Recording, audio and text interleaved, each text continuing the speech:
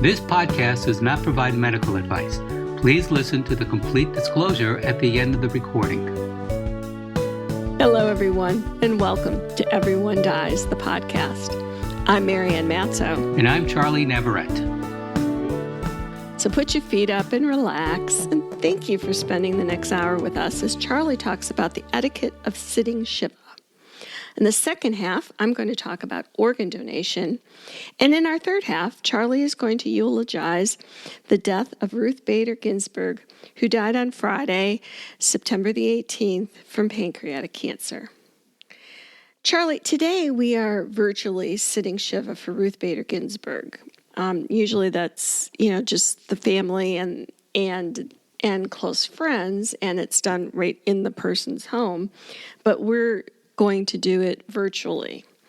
When a death occurs, there's sort of that heightened sensitivity of awareness about the ways that each religion, faith, and culture can observe different traditions, rituals, and customs related to burial, visitation, and mourning practices.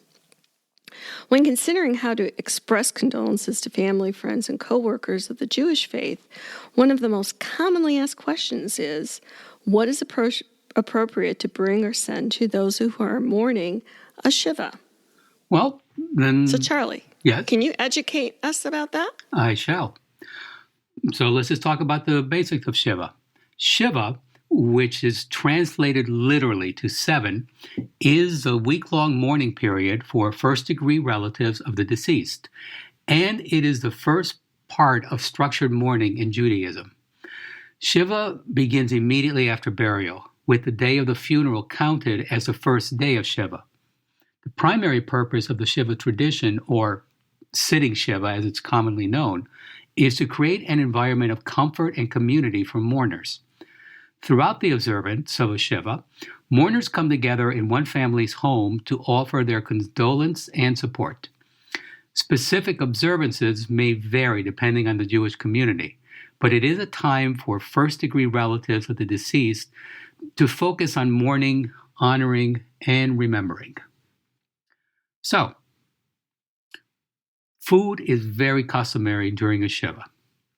In Judaism, family, friends, and the greater community take on the responsibility of comforting and providing for those that are mourning by tending to their basic needs while the family is sitting Shiva.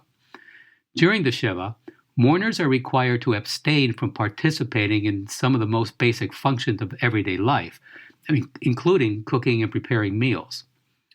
Emotional and physical support, most importantly, nourishment, is provided by the community. The first meal occurs upon return from the cemetery, and it's called Sudet Hara. The Sudet Hara is considered a private meal to be shared among immediate family members, not a public event where condolences are offered. Following the burial, mourners and close family of the deceased return home for the symbolic meal of consolation or comfort. This meal should be prepared by family or friends to show caring for the mourners in their time of need.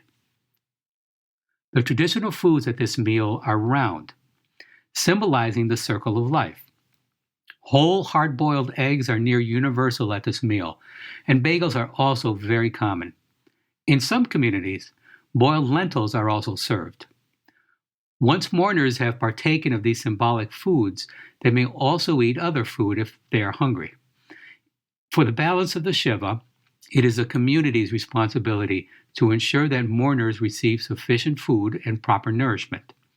It's customary to bring gifts of food, but do not bring flowers to a Jewish funeral or house of mourning, because cutting flowers kills them, and it's not considered fitting to kill one living thing to commemorate another. Very common is a Shiva basket. In Judaism, a Shiva basket is a customary condolence gift containing a variety of food items that is sent to the home of those sitting Shiva following the loss of a loved one. These food items are generally intended to provide nourishment for those in mourning throughout the week-long duration of the Shiva, as mourners traditionally do not leave the Shiva house during this time, except for some extreme circumstance, such as traveling to a different Shiva, or when a human life is otherwise at risk. Now, how to give a food gift at a Shiva house. When you arrive at a Shiva house bearing a gift of food, take it straight to the kitchen. Do not give your food directly to the mourners. You do not want to make them feel obligated to put the food away and thank you at that moment. Give it to whomever is coordinating the Shiva that night, usually one of the family who is not a mourner or a member of the deceased's synagogue. She will decide whether to put your gift out, save it for another night, or set it aside for the family's personal use. Mark whether your gift is meat or dairy, so it doesn't get served at the wrong time by accident. You can tape a condolence card to your gift so the mourners can thank you later. After you've taken care of the food, you can proceed to visit with the mourners. With this, this can include miscellaneous acts of kindness. For example, helping out during a Shiva may not exclusively come in the form of tangible gifts. There are several additional ways a friend or family member may support and assist. For example, individuals may help with organizing, coordinating, and overseeing the Shiva home. The acts of tending into the home, whether cleaning up, serving food, or tending to pets, is helpful, as those sitting Shiva generally are prohibited from engaging in such activities. This is a time for family and friends to support and assist those observing Shiva, just as it is a time for mourners to focus and reflect on the deceased. So, with all that being said, please go to everyonedies.org. That's dies.org. We appreciate your questions and anything else you want to tell us. You can email us at everyonedies.org. Please join our Facebook group named Everyone Dies, and please remember to rate and review this podcast. Molly, happy birthday. It's Molly's birthday. Our fabulous Twitter fancy woman is hoping you contribute to her self-actualization by following us on Twitter and reposting her tweets. That was really interesting in terms of the process and the etiquette of sitting Shiva. Have you ever been to one? Have you ever sat Shiva? No, I never have. Have you? Well, surprisingly, living in New York City, I have. And it's pretty much just as it's described here. And I remember when I went to my first, I don't know how many years ago now. Yeah, we were told in advance this is what's, and people were very nice, but just so we would understand, this is how it's done, and exactly as it's described here. So I've gone to several Shivas now, and I'm not an old hat at it, but yeah, it's just like this. It's all about giving support, allowing mourners to have that comfort that they can just focus on the person they've lost, and they don't have to worry about anything else. There are no ego. Well, okay, sometimes there were some egos involved, but the focus is always so that the mourners never have to lift a finger or give a thought about anything except the deceased. It's really nice that there's that focus and that mindfulness. Yeah, I know, like in the funerals I've been to in our family, we're Catholic, and people would bring food, but there was nobody coordinating things, and there was a lot of back and forth to the funeral home and that kind of thing. It just seemed like a lot of schlepping and running around as opposed to just sitting together as a family and concentrating on, that loss. So I think this is, I like this model, if you Yeah, will, and with it, sometimes people, people who are mourning, want to speak with others, and other times they don't, and it's understood. If someone is just sitting, lost a loved one and sitting and just keeping to themselves, you don't bother them. If somebody, I'd appreciate that every day, actually. But. So it's nice. It's a, I don't want to say ritual. That's not quite it. It's a tradition. Tradition. Yeah. Tradition. Yes. Da, da, da. And speaking of tradition, which we're speaking about Justice Ginsburg. Later on, when I talk about her, there in New York City, there was an off-Broadway production of Fiddler on the Roof in Yiddish, and it was directed by Joel Grey of Cabaret fame. And Really? And for those of you who are fans of Saturday Night Live, you know that the great comedian Kate McKinnon would occasionally dress up as Ruth Bader Ginsburg, and just make comments and be boogieing and dancing in full Supreme Court robe. Well, word got back to Kate McKinnon that Ginsburg caught her on TV doing this and absolutely loved what she saw. So at a performance of the off-Broadway, it was an off-Broadway show of Fiddler on the Roof, they happened to be there the same night. and How cool is that? And she, she saw her, she found out, and just her and a friend, and there's a video, you can find it online, of Kate McKinnon just very, gently, almost a little frightened, walking up to the Supreme Court justice and looking at her and introducing herself to her, and just like very shyly. And it was a night. It was just the show. I don't remember if the show was about to begin, or I think it was just about to begin. So I mean, the encounter only lasted, maybe 30 seconds. But she finally got. They finally met, and it was nice. Well, that is really cool. Yeah.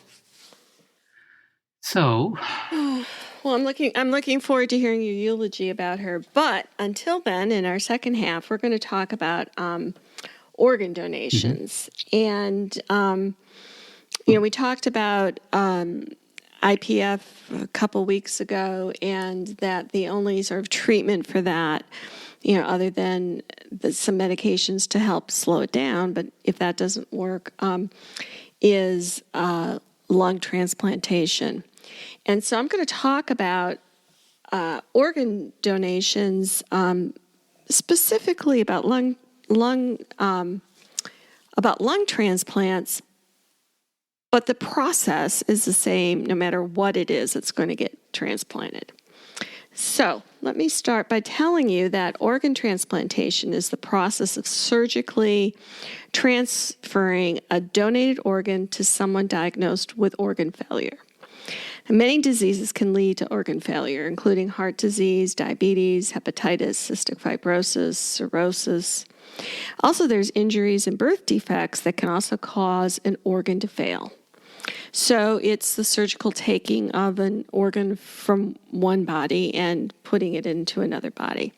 Not quite as simple as that when you come down to all the details, but in fact, that's what happens. Now, in 2019, nearly 11,900 people provided the life-saving gift of organ donation upon their death. And it is the 9th consecutive record-breaking year for deceased donations in the United States.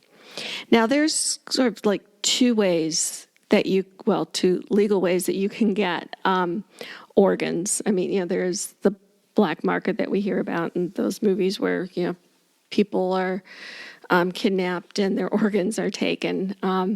I can't address that, but I'll talk about the two ways. So there's a living donation. So living donation is that patients will receive organs from living donors. In 2007, more than 6,300 living donor transplants were performed. With more than 100,000 people currently waiting for a transplant in the United States, the need for donor organs is far greater than the supply. Living donations offers an alternative for individuals waiting for a transplantation. So, like if you've got an extra body part, like you have 2 kidneys and you have 2 really good kidneys, and somebody needs a kidney, and generally that'll happen within families, you can donate a kidney if the tissue matches. And so you'll see that I have a friend actually who donated a kidney to her brother. And it's a big surgery, and you also have to really hope that the one remaining kidney that you didn't give away is going to stay healthy and clean your blood as it's supposed to for the rest of your life. And, you only have one heart, so obviously you're not going to do a living donation of a heart because you're not going to survive that. So it's good. So it's good. Okay, that's a good important safety tip. Let me write that down. Okay. Good. Yeah, good point. Yeah, don't donate things that you only have one of and that you need to live.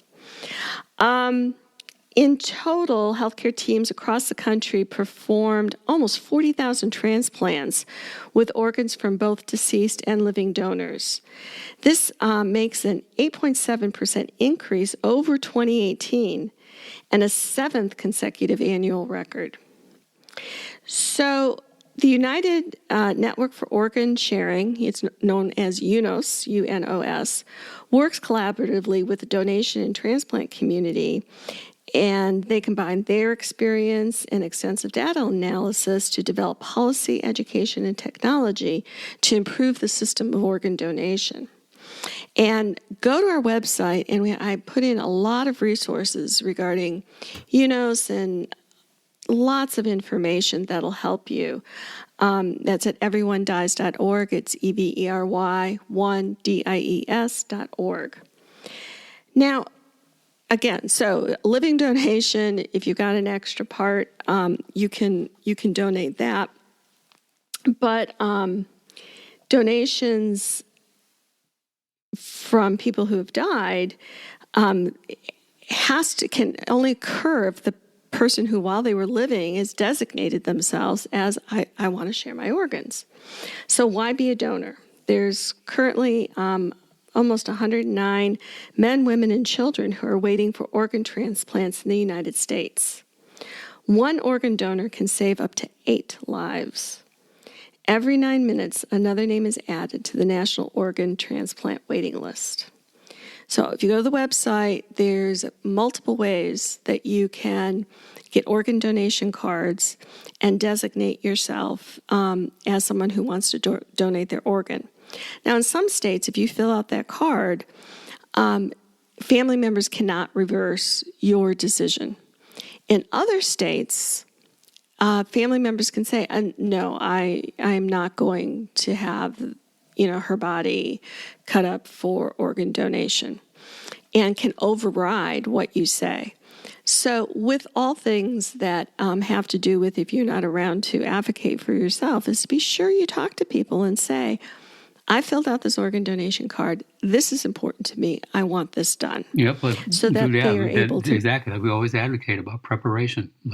Let people know in advance. And communication. Yep. Let people know in advance your wishes. Yes.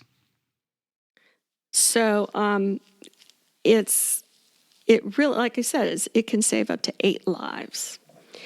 So how do you go about if you're really sick and let's say you need a pair of lungs or one lung? There's a huge, long process to even get to the point of being on the transplant list. So your first hurdle, or the first thing you need to do, is to get on the list.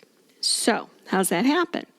You determine, I want to go to a particular transplant center. Let's say Mayo Clinic is I'm not saying it is, I'm just making this up. Let's say Mayo Clinic is the place to go get a lung transplant. Well, if you can say, okay, I'm going to go to Mayo Clinic, then you have to contact them and say, I want to be evaluated to be placed on the list.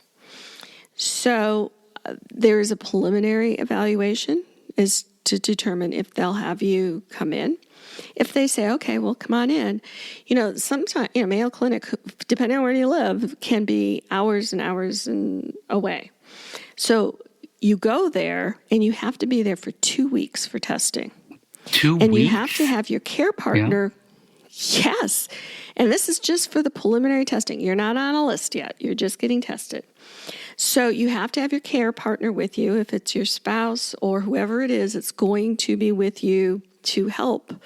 They have to be there with you also for 2 weeks. So you would have to travel to that hospital and stay there. And the testing is intense. So there's a physical health check, and they do tests looking at your heart, your kidneys, your gallbladder, your liver, stomach, esophagus, intestines, bladder, teeth, gums, prostate if you're a man, breast and cervix if you're a woman, bones, nutritional status to make sure that you're not too underweight or overweight, and your fitness level. That's just the physical part of it. Then there's a mental health check where a social worker, a psychologist, or another member of the transplant team will make sure that you're not dependent on alcohol or drugs. If you used to smoke, to see if they perceive that there's any chance that you're going to start smoking again. To even be considered for a transplant, you must show that you've given up tobacco in all forms and you will never use them again. They check to see if you have emotional problems that interfere with your health or your ability to manage medications, doctor visits, and other health needs after a transplant. They make sure that you have a supportive caregiver, someone who's going to help you in the first few months after transplant with medicines, travel to the transplant center, and other needs. After all that, there's the financial check, where an insurance specialist reviews your insurance to make sure that your policy will cover transplant surgery and the medicines that you will need afterwards. And if your policy doesn't? Reason you go, well, then the question comes, how will you pay for this? If you're independently wealthy, well, okay, I've got money in the bank. If you're not, again, how will you pay for this? And so that has to be determined, because it's not just the surgery and it's not just staying there. You have to, getting ahead, but once you're approved and you go in to get a transplant, you and your care partner have to be there for 3 months. Yeah, I'm sorry, in the hospital? So you can rent a hotel, you can rent a house, or you can stay in one of their transplant centers. But still, you got to leave your home for 3 months. And your job, if both of you have, your care partner has a job, they either have to be able to work remotely or do without their salary for 3 months. This is a big deal. And it's a big deal primarily because we don't have enough organs. So they have to be sure that where the organs go are going to be, this is probably not the way to say it, but best utilized. Gosh, best taken care of. That's better than, I was going to say a great return on the investment. Yours is better. Yes. But you're used to that, right? And your humility is just legendary. So, assuming that you've cleared all of that, you can be placed on the, and what will happen is those transplant teams will meet together, they go over everything, and they'll say, okay, we're going to approve this person to be on the transplant list.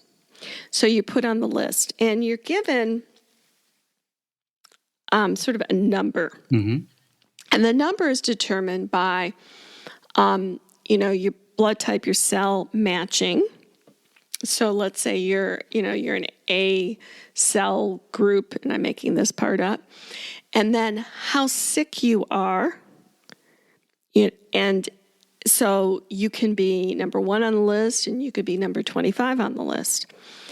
Where you are on that list could change if your condition changes. So let's say you were number 1 on the list and you have a major stroke. Ugh, okay. You're not going to be on that list anymore. Yeah. Or you have a major heart attack. You're not going to be number 1 anymore. But let's say, I'd love for you guys to listen to the interview I did with Stephen Lemke, who had a double lung transplant. And so in his situation, he was number 4 on the list. And they require, once you get on the list, that every 2 weeks to every month, you have to go back to the transplant center and be evaluated, because they want to know, if you're getting worse, and they want to know if anything else has happened. Okay. So I think it was like after a month he got on the list. He was there I think he went to Mayo, and his lungs, his IPF was in horrible shape. And they said, well, we're admitting you to the hospital right now, because he just was not getting in the oxygen that he needed. And he got bumped from 4 to 1. Wow. Okay. Because he was in such serious condition. So then the next set of lungs that came would go to him. And that took, I think he said, 5 weeks. Jeez. Okay. But if he hadn't gone in for his appointments, followed up with his appointments, he would have died at home without getting the lungs. So it's a moving target right. in that kind of thing. So when the donor lungs become available, if we're talking about lungs, but it could be kidneys or whatever else we want to talk about, when they became available, they're matched with the people who need the transplant, plus blood type, how close or far away the new lungs are, how severe your lung disease is. And the transplant team uses these results from all those physical tests to decide on your lung allocation score. So there is actually you hear me turning pages because I'm pulling up this lung allocation score, and I put the link for it on our webpage. You can go look at it. And it's the transplant candidates' lung allocation scores are calculated from the following medical information. And there is probably 20 things on this list that they use in terms of where you are in terms of like how sick you are is essentially what it comes down to. So you can go look at that if you want to know what the lung allocation score is.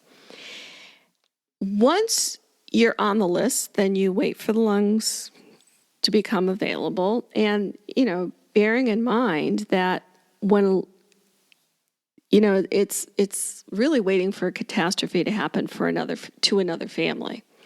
If it's, an accident or even a death by natural causes from somebody who's healthy enough to be able to donate those organs, it's a loss for somebody else. You're getting somebody else's organs. The surgery is very intense. It's generally a long surgery, and once you go in, once you get the call, we have lungs, you and your family, you and your care partner are at that hospital, at that center for the next 3 months. And assuming that everything goes well, it's only 3 months. Now, in Stephen's case, when you listen to his radio interview, he got a wound infection that caused him to be in the hospital for an additional 40 days. Ugh. So it's not really for the faint of heart. There's a lot that can go wrong. There's a lot that can go right. It's a tough thing. After the surgery, you're going to need to take strong medicines to keep your body from rejecting your new lung. Now, just because the tissue and the blood type... go ahead, Charlie. Sorry. I'm sorry. So how long does the surgery itself last? I don't know That answer a lot, I think, depends on, like if you've had previous surgeries, you can have something called adhesions, which can make it difficult to get in and get everything out. And I apologize, I didn't look up how many hours it is, but it's hours. No, I imagine, it's got to be hour after hour after hour. Jeez. Okay. Yes. So even with all of the tissue typing and everything that they do, your body could still say, I don't know where this lung came from, but I don't want it in my body. And that's called rejection. Right. And, nobody likes to be rejected, let alone an organ. And so you have to take strong medications to keep your body from rejecting your new organ, your new lungs, or your new kidney, whatever you got. Your body's immune system protects you from germs and other foreign things like viruses that can make you sick. So your immune system is going to think that new lung is foreign, and it's going to try to reject it. This can damage the new lung, cause it to fail. And for reasons that doctors don't fully understand, rejection is more common and more severe after lung transplants than after any other organ transplants. So to protect the new lungs, you're going to take something called immunosuppressants. And what these do is they lower your immunity.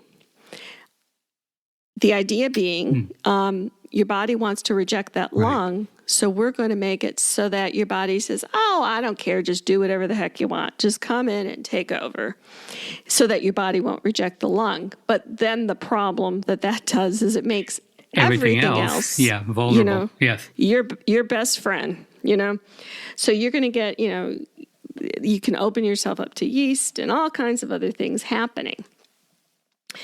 So you take the immunosuppressants, and so these are, really anti-rejection medications. These meds are going to suppress or calm the immune system enough to keep your new lung healthy. Your immune system will always treat your lung as foreign. So you're going to need to take these anti-rejection medications for the rest of your life. Jeez. And you're going to be immunocompromised for the rest of your life. How long, how much time until it's obvious that your body's rejecting your new lung? Well, it could happen at any time. Let's say you decide, I'm not taking this medicine anymore. Your lungs are going to, your body can say, wait a minute, what? What is this thing in here? And reject it then. That's why all that testing from the beginning, like, are you going to follow the rules? Oh, no, but do you take, but to your point, that's maybe sometimes, a body will say, this, I don't know what you put in me, but I don't want it, and reject it.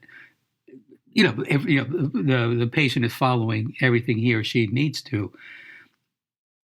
So, usually does the rejection take place shortly after an operation, or? So let me tell you about that. Let me tell you this about that. Okay.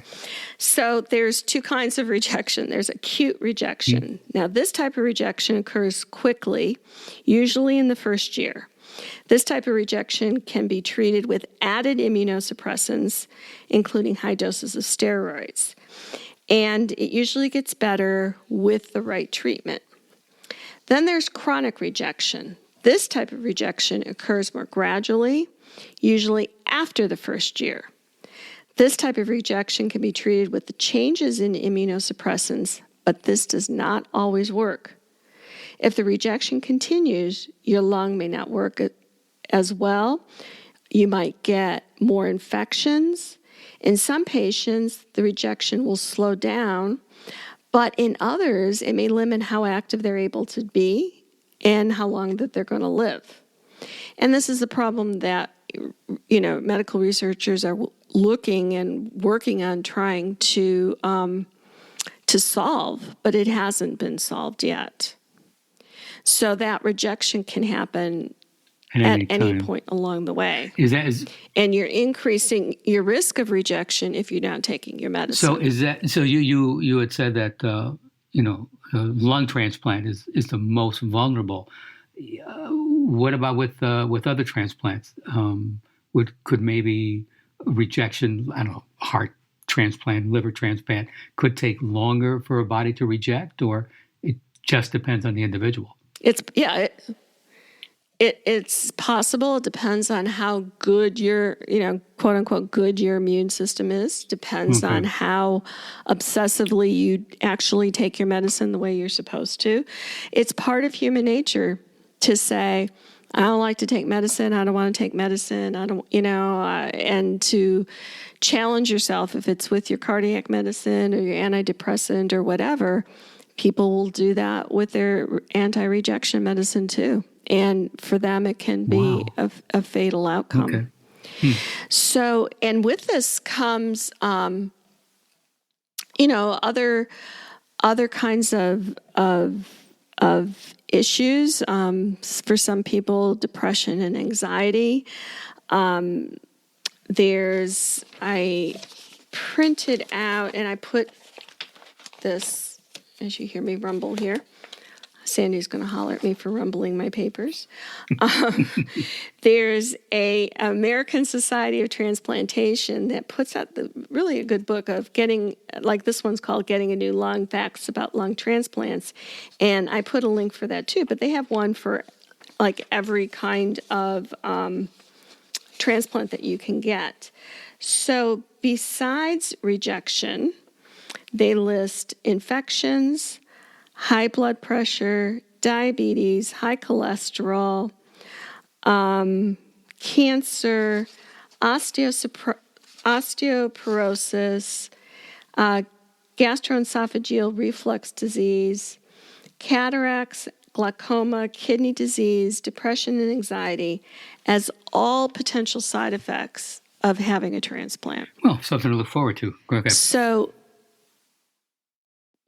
people who look at, this transplant is going to cure me of whatever, it's going to help with your symptom management. It can help with your quality of life, but it's still going to be a chronic disease that you're going to need to attend to and be aware of and treat. You're not going to be carefree and off all medicine and running through the daisies. Transplant's not that, but it can give you a longer to live and a better quality of life. But you're going to always have medicine to take and follow up with your transplant centers and that kind of thing for the rest of your life. Well, it seems. Do you have any questions about that? It seems like a fair enough trade-off. I mean, if you want to live, you have to put something into it. I mean, even people who don't have transplants, people know you should eat a relatively healthy diet or, do some form of exercise, even, walking around the block a few times. Well, we all know we're supposed to do that. I don't know. Just how many of us actually do that? I understand that, but I don't know. Just in my mind, if you are now at the, you're at the point where you had to have a transplant, it seemed that it would just be front and center of your mind. But people are funny, are funny things. People are funny. People, funny. Yeah, and excuse me. Wow, that was really heavy, I'm like choking on my own wisdom. Hang on a second here.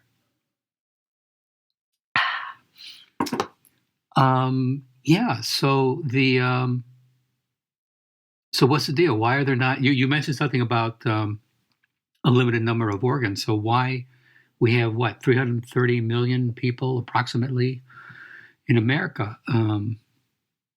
So why don't we have enough organ donors? People, there's certain beliefs. There's some religions who believe that you should be buried with everything you came into the world with, and there's some. Are those people buried? Are those people buried naked? Some are wrapped in just like cotton wrappings, and some people, will never cut their hair or save their hair to be buried with them, save their fingernail clippings to be buried with them. So there's a belief, religious, cultural belief issue. There's an issue with no, those are mine, and I'm not sharing them. There are some people who can't donate. If you have cancer, Oh, sure, of course. you can't donate Yeah. because those cancers. Well, but cancer's like what, the second leading cause of death in the United States. So that leaves out a whole bunch of people Yeah. right there. There's a variety, and some people, will say, I don't want my body cut that way. I don't want that to happen. So it's probably there's a lot of education that people would benefit from, knowing, the benefit of those organs to other people. And some people say, yeah, I know that's true, but I just don't want that to happen to me. And, you can't force people to do that. So those are the reasons why it doesn't happen. You think there's enough, I don't know, public awareness, public education, announcements, that, people know about donating organs? And well, it's one of those things where they put it on all the motor vehicle thing. When you go to get your driver's license, you just check the box. So you're asked every time you renew your driver's license. So it's not like, unless you don't drive, that you don't know, you're not aware that this is an option. So I don't know. But I mean, but I guess the point I was saying, that's what happens. But a license, I think across America it's the same.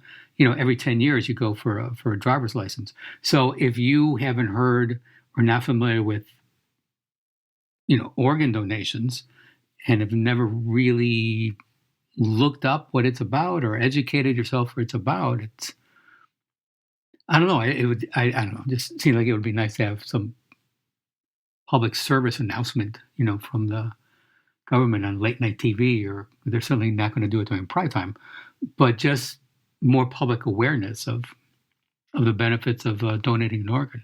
Because I'm sure there are people who just don't think about it.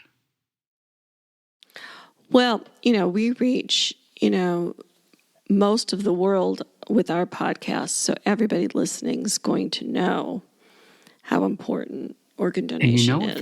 If every person would then tell, I was going to say one other person and have that, but maybe two other people, and ask them, and then ask them to spread it. Go for it, Charlie. 3 other people. Come on. Fine, 3 other people, and ask each one to tell 3 others.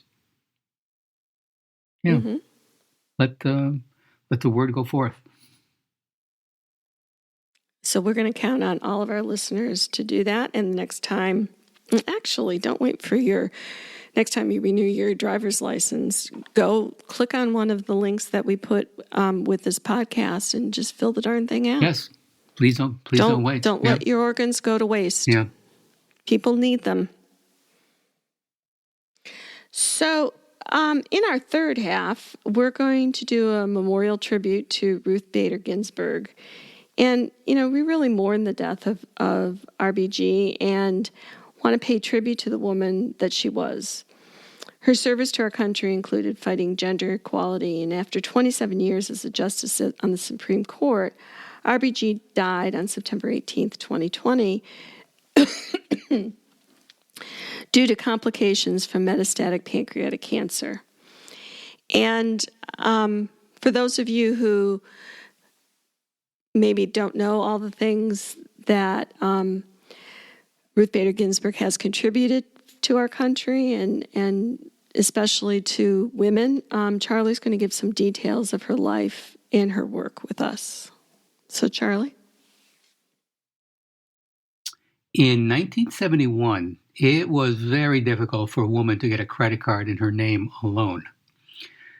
That law changed in 1974. At that time, a woman in the military could not get family housing or benefits for her spouse. A 1973 Supreme Court ruling changed that. In most states, a woman couldn't serve on a jury.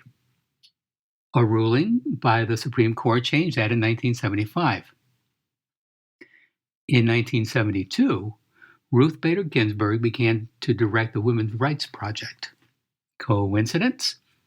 I don't think so. By the time she left the project in 1980 to serve on the federal bench, she had participated in 2/3 of gender discrimination cases decided by the Supreme Court, fighting for gender equality.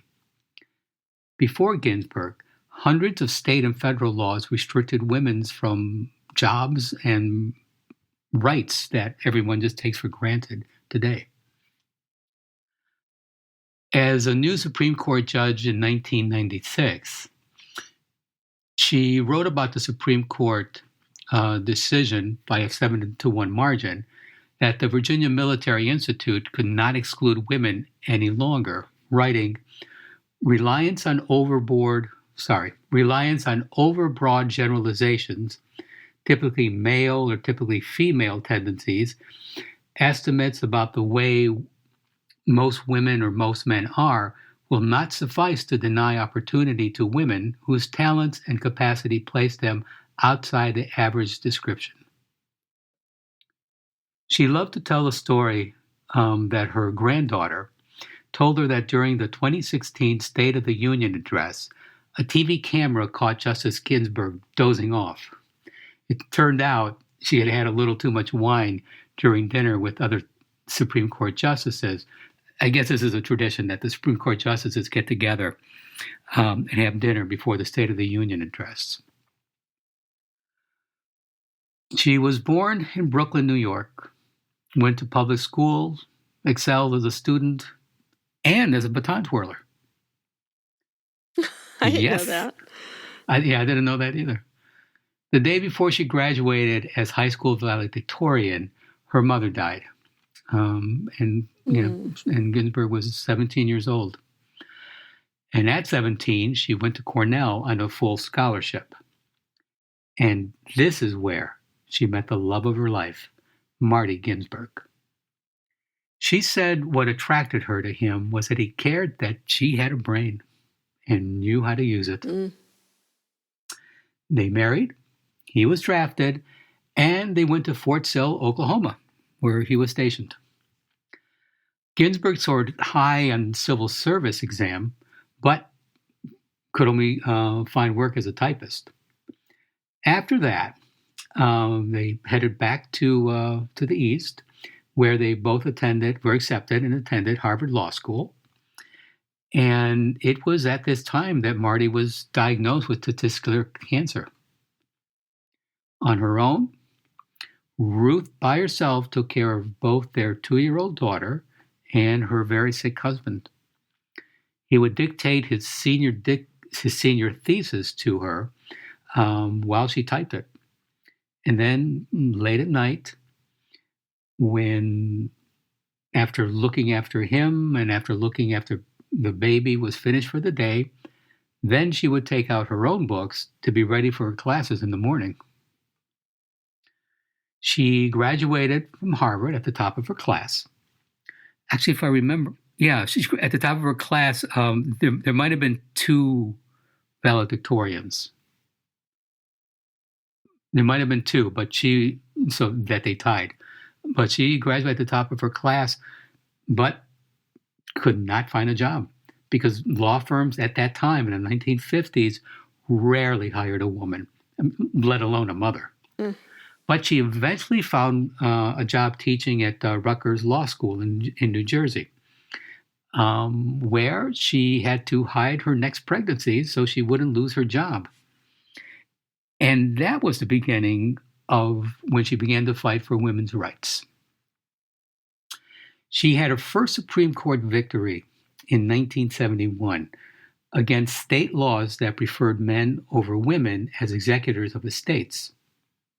It was the first time the Supreme Court struck down a state law because it discriminated based on gender.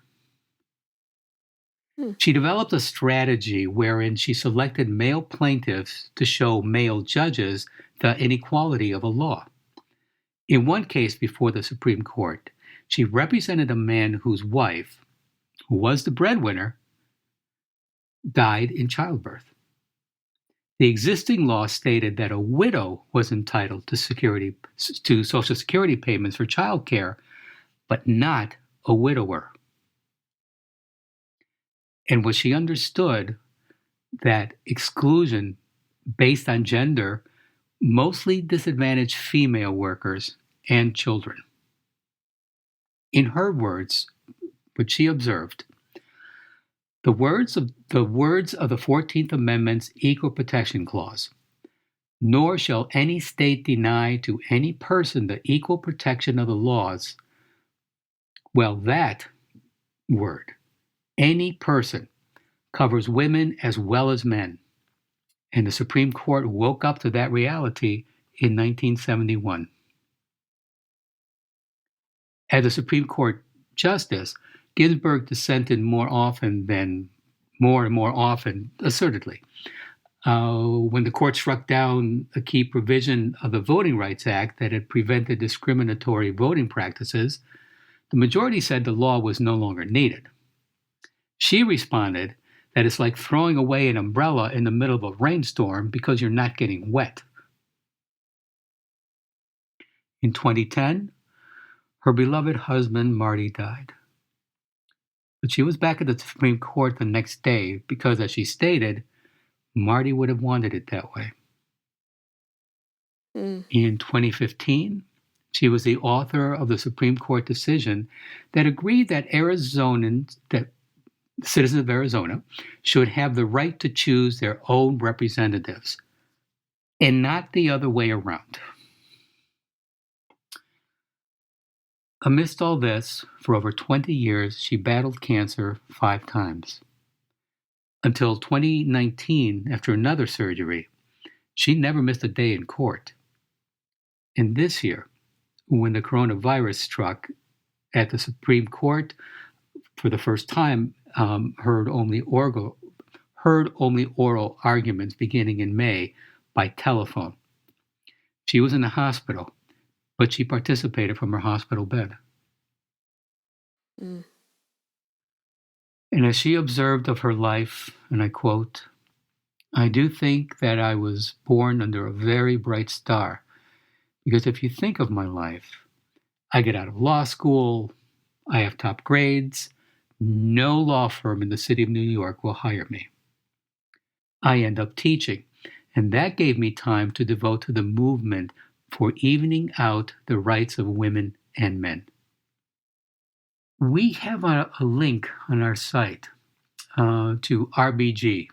It's a 2018 American documentary produced and directed by Betsy West and Julie Cohen, focusing on the life and career of the second female court justice, Ruth Bader Ginsburg.